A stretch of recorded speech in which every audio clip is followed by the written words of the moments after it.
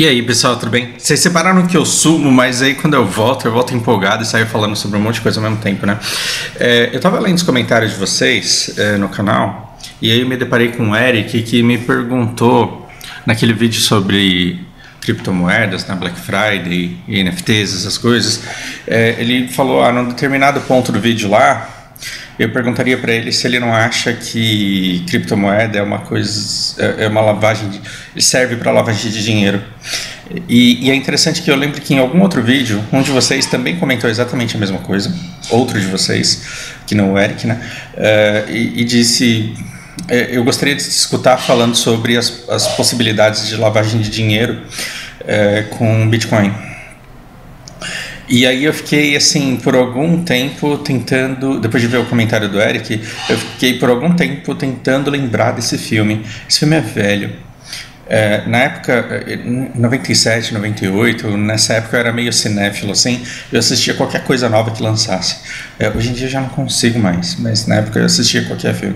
E ainda mais quando eu vi um filme com essa feia da Gwyneth Paltrow.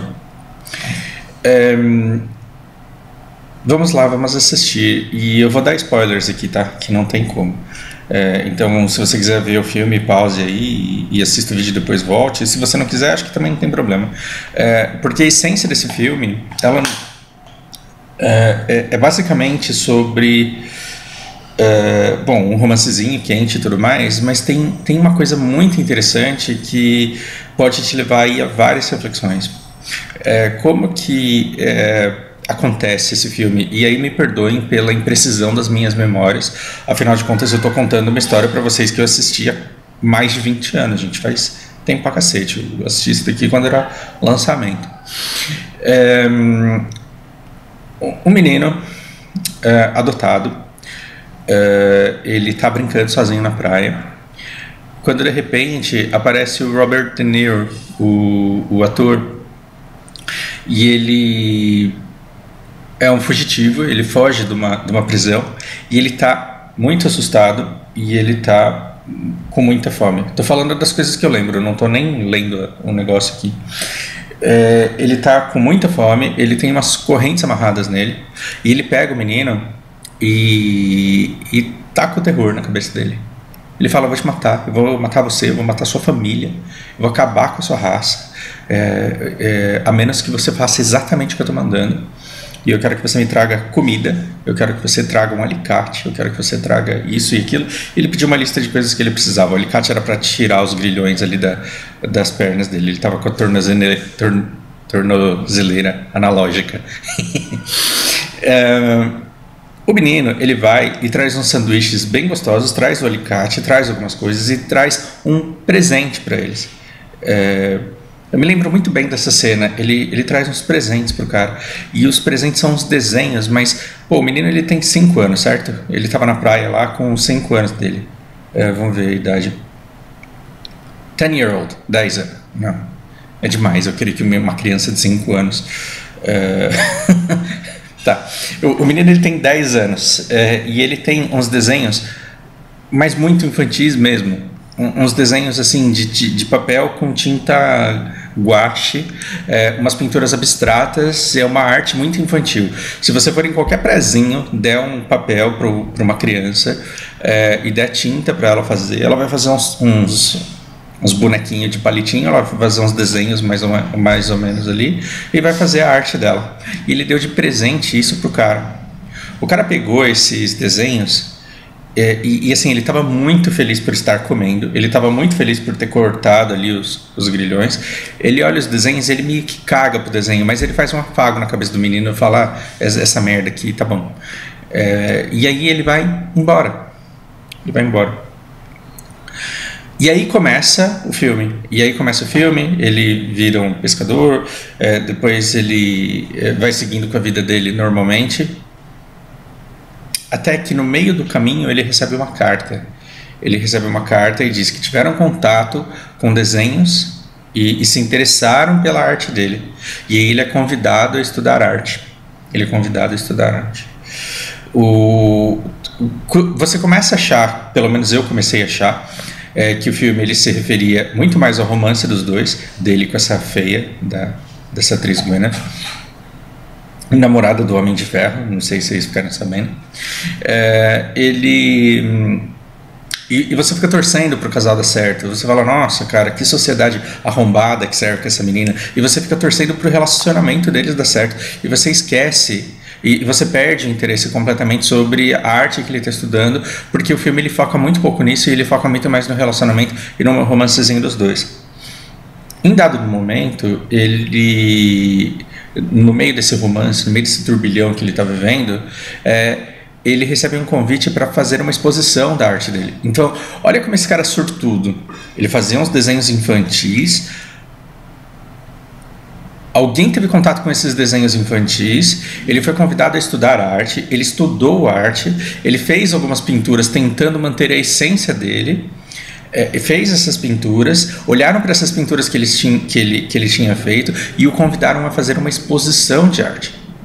Tem artista que passa a vida inteira se dedicando a técnicas e não consegue jamais ser convidado para expor a sua arte numa galeria, que dirá uma galeria super famosa, e ele recebeu esse convite. E ele vai lá e coloca. Uma das partes que eu mais adoro desse filme é o quanto a sociedade que cerca essa menina aqui vai lá e não consegue reconhecer o valor, e também não consegue reconhecer o não valor. Eles não conseguem fazer crítica a respeito da arte que ele pinta. Muito pelo contrário, eles elogiam a arte, já que ele foi convidado por especialistas para expor nessa galeria, e já que as avaliações dos especialistas e dos críticos que visitavam essa galeria eram positivas. O meio social dessa menina, que eram os famosos artistas, aspirantes a artistas, os críticos, formadores de opinião a respeito de arte, eles olharam para aquele trabalho e falavam, não, você é realmente muito bom, muito bom. E ele coloca as peças de obra de arte à venda, e ele coloca pelo preço sugerido dos expositores. E na cabeça dele aquele preço não faz o menor sentido, porque ele questiona o valor da própria arte dele. Mas ok. Gente, me desculpe se a minha criatividade e se a minha vontade estiver preenchendo lacunas da minha memória desse filme com desinformação. Me perdoem. E me cobrem por isso e me corrijam aqui se as minhas lembranças elas estão deturpadas. É que eu não estou a fim de assistir esse filme de novo só para ver essa parte. Mas aí o que acontece, spoiler, o maior de todos até agora, ele vende 100% de sua galeria. Ora, um artista, quando ele faz uma exposição numa galeria de arte, quando ele vende 2 ou 3 das suas melhores obras, que são obras-primas, por um valor razoável, ele já fica feliz pra cacete, porque o valor é dado por quem enxerga valor nisso. E encontrar gente que enxergue grande valor em várias das suas peças, das suas peças artísticas, é uma coisa muito difícil. Você pode ter, sei lá, uns 200 quadros, e alguns críticos de arte eles podem avaliar 2 ou 3 como sendo grandes obras.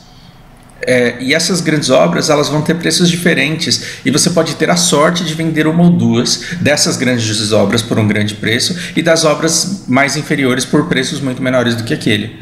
As avaliações eram todas muito altas para todas as peças dele. Ele não tinha expectativa nenhuma de vender muita coisa, mas eis que ele consegue vender todas as peças. Ele consegue vender todas as peças para o mesmo comprador, porque esse cara ficou simplesmente tão apaixonado pela arte dele que ele decidiu ser dono de todo o acervo, de toda a galeria que ele tinha de pinturas. E você fala, caralho, e aí você fala assim, mano, esse cara tem muita sorte, porque ele consegue ir atrás do amorzinho de infância dele, ele encontra, e agora ele pode ser feliz com essa menina, porque ele esfregou na cara de toda a sociedade dentro da qual ela buscava validação, que ele é foda pra caralho. Então agora que ele é milionário, se ele fizer um pedido de casamento, ele leva, ele vai ser o talarico do Homem de Ferro.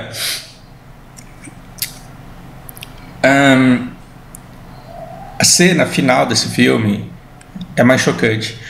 E eu não lembro em que circunstância, em que cena, mas ele acaba tendo um encontro no leito de morte do Robert De Niro, que é o fugitivo da prisão de segurança máxima, que tá com o terror nele e que o obriga a trazer o sanduíche e que o obriga a trazer um alicate para cortar ali os grilhões, e para quem ele tinha dado aqueles desenhos infantis que não eram grande coisa na visão do Robert De Niro fugitivo naquela época, mas passaram ao longo do tempo a ser pela gratidão que ele tinha daquele menino ter dado uma segunda oportunidade para que ele não fosse pego, para que ele conseguisse escapar.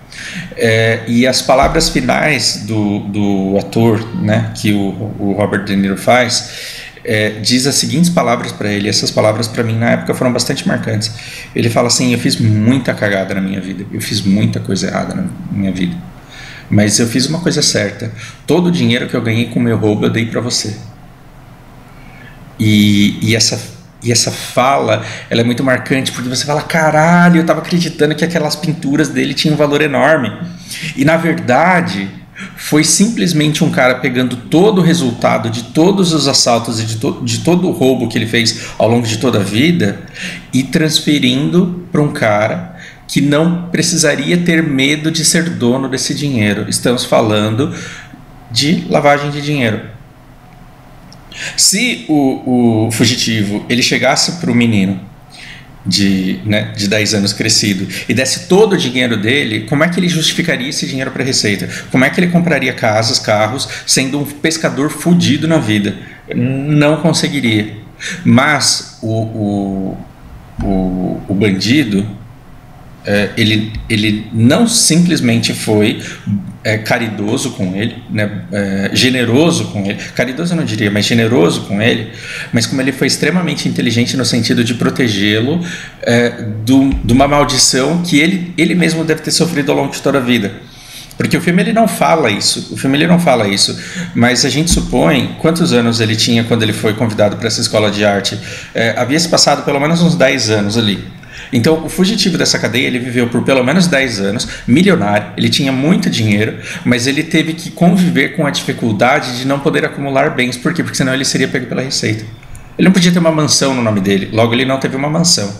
Ele não podia alugar uma mansão, porque as posses dele e as fontes de renda dele seriam questionadas. Ele não podia comprar um carro que chamasse atenção.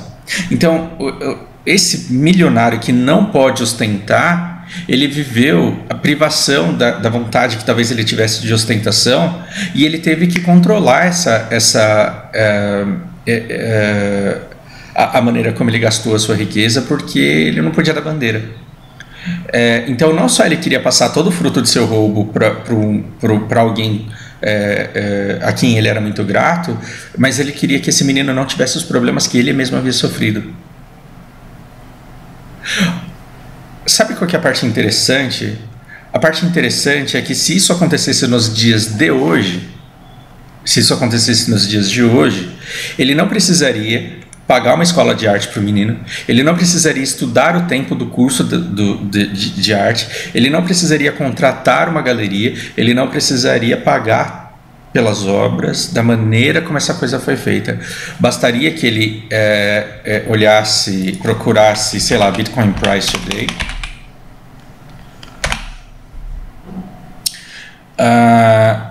e na data de hoje ele poderia, vamos colocar aqui em US dólares, na data de hoje ele pegaria, sei lá, vamos fazer um negócio para nossa conta ficar fácil, ele pegaria 41 milhões de dólares e ele compraria 1.000 bitcoins. E ele daria essas 1.000 bitcoins para esse rapaz e falaria: cara, qualquer coisa, você fala que você comprou essas bitcoins aí em 2016. Em 2016, será que ele teria 455 mil dólares? Talvez não. Então fala que você comprou aí, fala que você foi pago por um serviço aí que te deram 1.000 bitcoins. Fala que você comprou por 700 e vendeu por 60 mil, e comprou por 34 e vendeu por 60 mil de novo.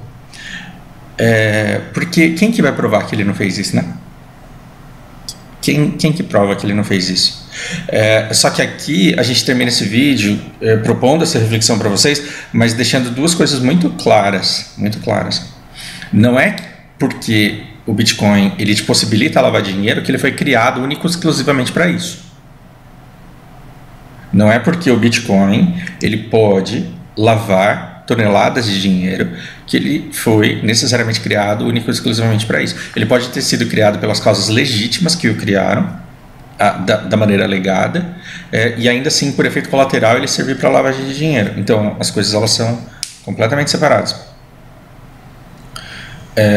Mas aí, a segunda reflexão, ela é um contraponto a essa. Quantos criminosos e quantos cartéis de droga e quantos milionários ou bilionários do mercado negro não investiram um pequeno percentual de suas fortunas na propaganda ativa do Bitcoin. Isso nós jamais saberemos. Isso não tem como provar, isso nós jamais saberemos.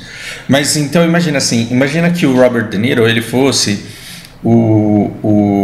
sei lá, o Pablo Escobar. Imagina que na época do Pablo Escobar existisse Bitcoin.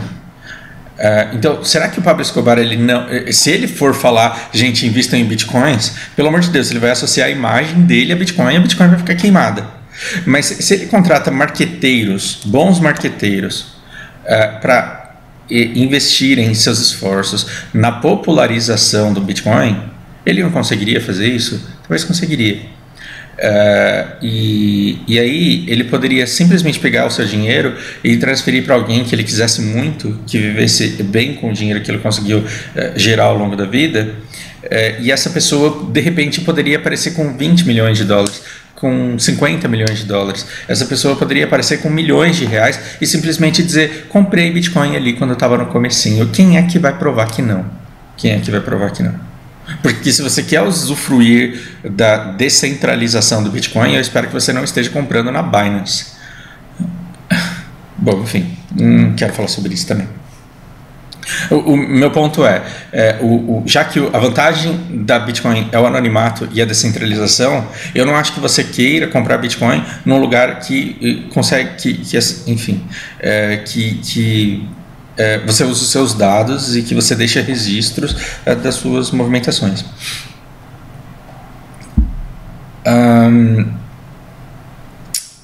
Eu quero ser bastante inconclusivo a respeito disso, mas pensem que a maior parte das Bitcoins elas estão na mão de alguém que não transaciona, que não negocia, ou então elas estão perdidas.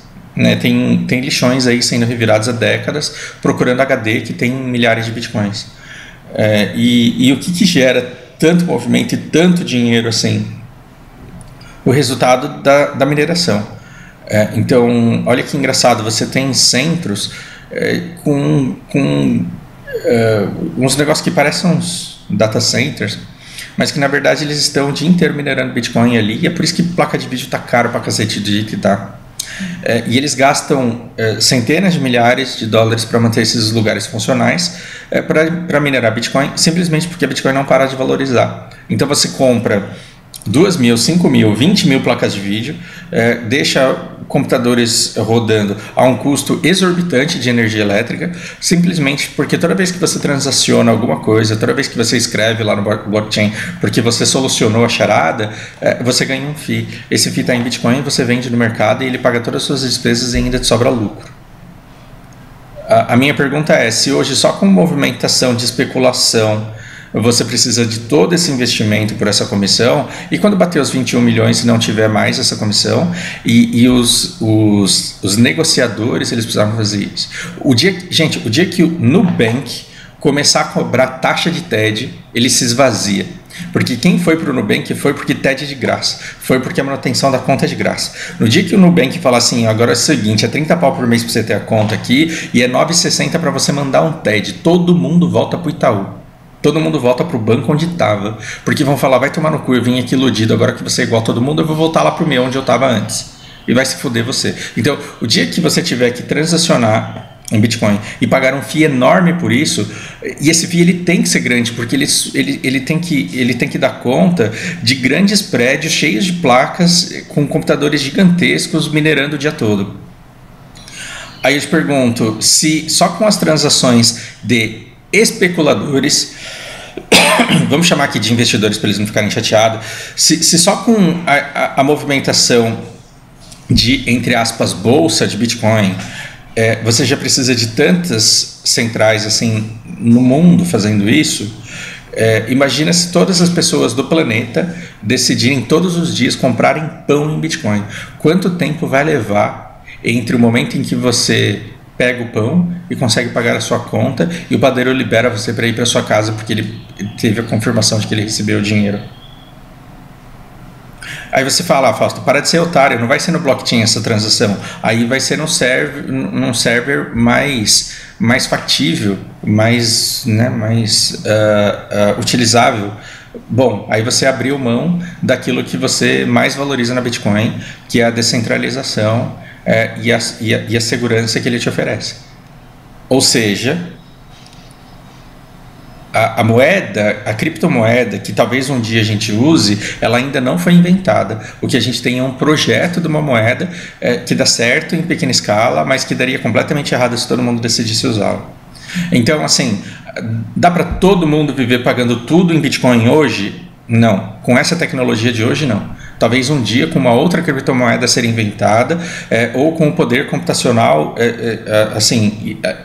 infinitamente alavancado. Mas aí, quando esse poder computacional for alavancado desse jeito, a gente vai ter que rever aí a nossa confiança na segurança da Bitcoin. Agora, dá para lavar dinheiro com Bitcoin? Aí assistam esse filme aqui e me digam o que vocês acham. Espero que isso daqui não seja conclusivo, espero que traga combustível para as reflexões de vocês. Por hora é isso, um grande abraço.